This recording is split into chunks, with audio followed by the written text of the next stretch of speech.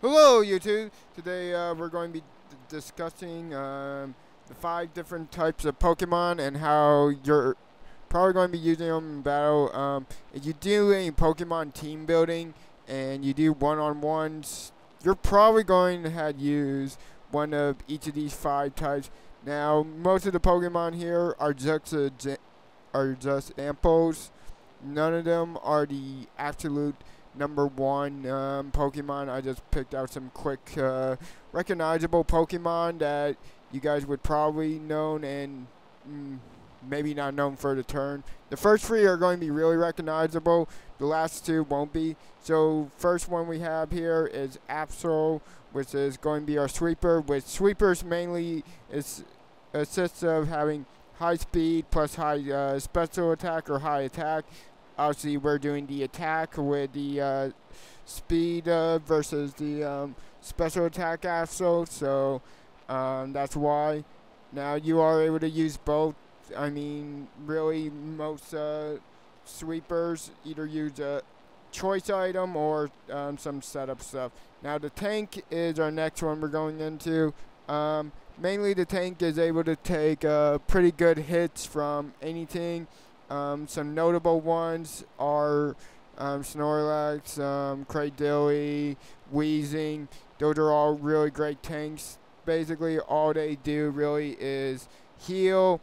They can have either a low defense or a low special defense, but normally they do have a move to increase their weakened stats, so they become much more of a threat and can handle a lot of the situations much better and superior than certain other Pokemon. So tanks rely on having a longer battle.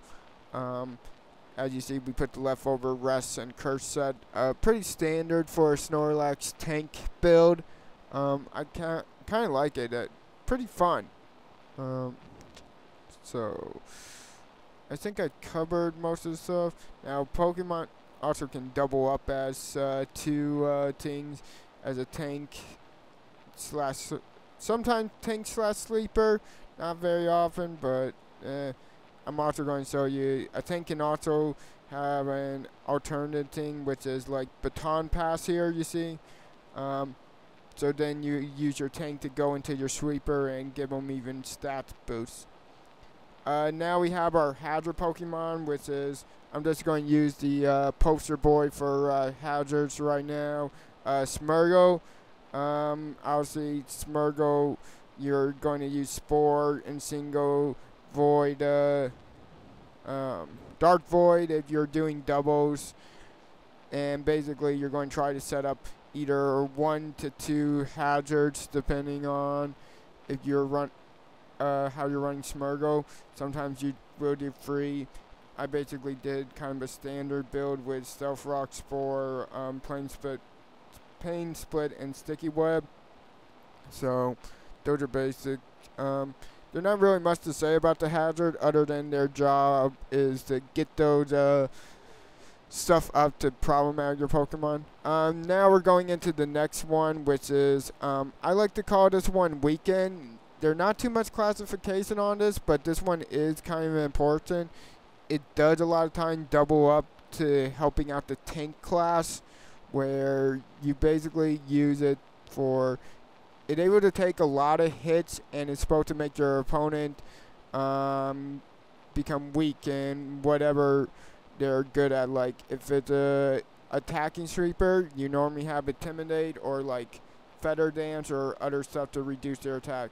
If it's a special attacker, there's stuff like Snarl or other special attack dropper. Then we even have Will-O-Wisp to go further on reducing special attack and causing up some burn damage. Normally, weekend type Pokemon are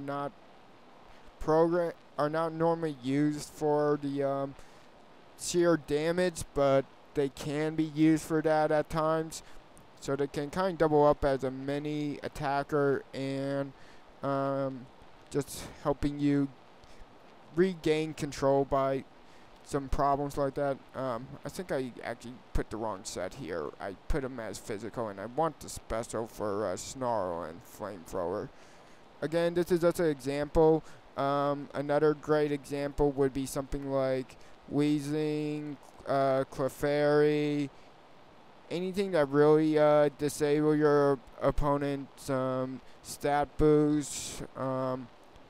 Even if a Pokemon just get haze or something, they're actually really great in getting you back to controlling the battle you've been looking for, and really returning the odds back into your desired favor. So that's really why I personally like using Weekend. It's not my favorite though. It is though one of the more effective ones, and it's good for like Stolly or like people who have a worry against one specific weakness.